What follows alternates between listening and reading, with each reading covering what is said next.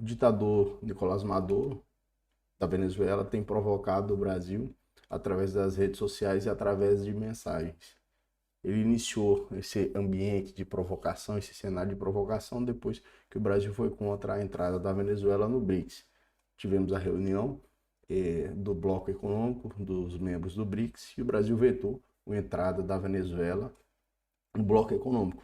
Logo depois disso, a polícia venezuelana fez uma postagem. Tá aqui a postagem, talvez você já tenha até visto, fez essa postagem. É que se meta com a Venezuela, se seca.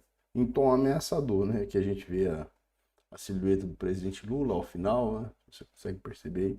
E tem também a bandeira do Brasil. Bom, depois disso, o governo brasileiro se manifestou a respeito dessa ameaça de forma correta. Claro, o governo brasileiro não pode também se manter inerte. O que eu vou trazer nesse vídeo aqui, e por isso eu quero que você fique aqui e assista comigo até o final, eu vou trazer para você o que o nosso texto constitucional estabelece a respeito das relações internacionais do Brasil. Então, a Constituição traz os princípios pelos quais as relações do Brasil no âmbito internacional serão reguladas. Olha essa notícia, né? O governo venezuelano de Nicolás Maduro voltou a subir o tom e fez novas críticas ao governo brasileiro nas redes sociais. A nota do governo venezuelano afirma que o Itamaraty tenta enganar a comunidade internacional ao se fazer de vítima que pratica agressão declarada e grosseira contra Nicolás Maduro. O que aconteceu? A Venezuela fez a ameaça, né? A polícia venezuelana fez essa ameaça, o governo brasileiro respondeu através de uma nota pelo Itamaraty. E aí, agora a Venezuela aumenta o tom de agressividade, né? Provavelmente partindo aí do ditador Nicolás Maduro, parte com um tom de mais ameaçador e mais agressão, através de palavras e expressões, através das notas que são publicadas contra o Brasil, o que leva a uma crise que acontece de forma mais contundente na fronteira, né? A gente já vê ali, algumas notícias informam que já uma organização militar da Venezuela na fronteira próxima a Roraima, aqui no Brasil. E aí nós tivemos o seguinte, essa notícia aí que Lula bloqueia pessoalmente a entrada de Venezuela no grupo.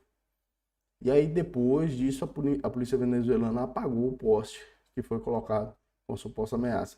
A gente vê aqui na Constituição, o texto constitucional estabelece o seguinte, veja só, isso o que eu queria trazer exatamente para você aqui. Ó, a República Federativa do Brasil rege-se, isso aqui é o texto constitucional, tá? A Constituição de 1988, e a gente tem aqui quais são os princípios pelos quais o Brasil segue nas relações internacionais.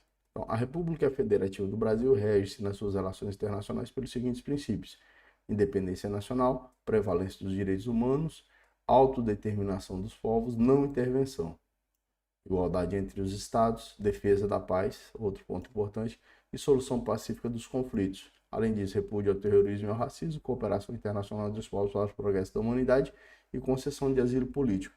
Veja só, nas relações internacionais, o Brasil sempre busca manter um ambiente de paz, neutralidade. A gente vê o Brasil não se mete em guerra, em conflito direto. A última vez foi na Segunda Guerra Mundial, antes disso na Primeira Guerra Mundial e antes disso na Guerra do Paraguai. Então o Brasil é um país que busca com toda certeza a manutenção da paz.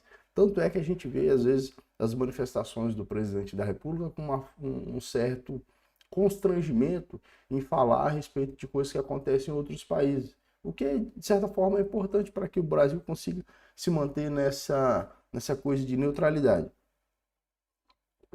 Agora, veja só, a Venezuela, desde a última eleição que aconteceu em 2022, isso aqui é importante porque é direito internacional, passou a ser mais criticada ainda, em razão de ter sido afirmado que as eleições presidenciais lá não foram transparentes e, portanto, vários países ao redor do mundo não reconheceram a eleição do indivíduo que foi eleito, no caso o Nicolás Maduro, inclusive o Brasil. O Brasil não reconheceu até hoje as eleições venezuelanas, apesar de outros países terem reconhecido.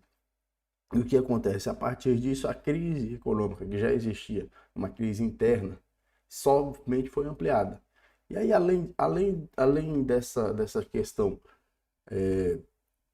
do não reconhecimento dessas eleições, você ainda tem a ampliação dos embargos pela comunidade econômica de uma forma geral, principalmente pelos Estados Unidos contra a Venezuela, o que vem contribuindo mais ainda para aumento desse problema que existe dentro do país, uma questão social, uma questão econômica. Aí o indivíduo, no caso Maduro, na condição de ditador ou presidente eleito, esse indivíduo, ao invés de se preocupar com as questões sociais e econômicas do país, buscar um mecanismo para resolver os problemas do país, busca fomentar discussões de âmbito internacional. Por exemplo, recentemente a gente viu também, eu não falei sobre isso aqui no canal, mas foi mais ou menos no período eleitoral em que a Venezuela queria, ou ainda continua querendo, tomar posse da região de Essequibo, que hoje pertence à Guiana. Então você já vê ali sendo suscitados conflitos com a vizinhança, talvez no sentido de tirar a atenção, né? E a mídia até aborda isso de certa forma, tirar a atenção daqueles problemas essenciais que existem no país, por causa da fome, a crise econômica, a crise humanitária, e aí vai tirando um pouco da visão. Agora, eu queria dar uma opinião sobre essa coisa da Venezuela e como o ditador busca perpetuação no poder pelo seguinte, né? O ditador, uma vez que ele não é reconhecido por boa parte da comunidade internacional como um presidente que tenha sido eleito legitimamente, ele sabe que vai vir uma responsabilização.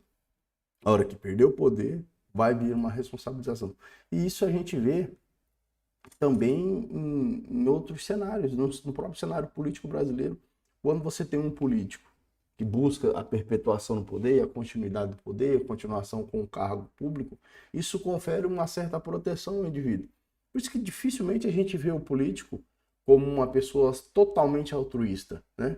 Talvez quando ele entra, né, quando ele busca o ingresso na política, talvez ele ainda tenha alguns princípios altruístas, mas após isso, a manutenção do cargo passa a ser também uma condição de defesa e proteção.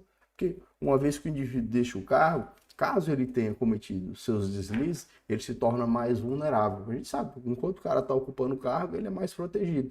Uma vez que ele deixou o cargo político, o cargo eleitoral, ele passa a ser uma pessoa mais vulnerável, com maior capacidade de ser investigado, né? Ele se torna, perde, em alguns casos, perde foro por prerrogativa de função, então se torna um indivíduo mais vulnerável. Provavelmente, esse é o receio lá do ditador, no sentido que a hora que ele cair do poder, provavelmente ele vai sofrer punições muito significativas, às vezes dentro do próprio país e às vezes na comunidade internacional.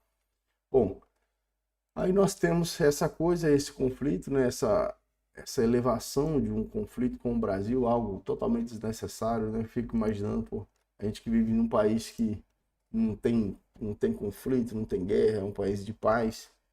E claro, tem também seus problemas econômicos, né? O Brasil tem também suas dificuldades econômicas, mas, poxa, por que os gestores de mundo, de uma forma geral, por que não se preocuparem, então, essencialmente com as questões do seu país e com as questões econômicas, sociais, de melhorar a vida das pessoas?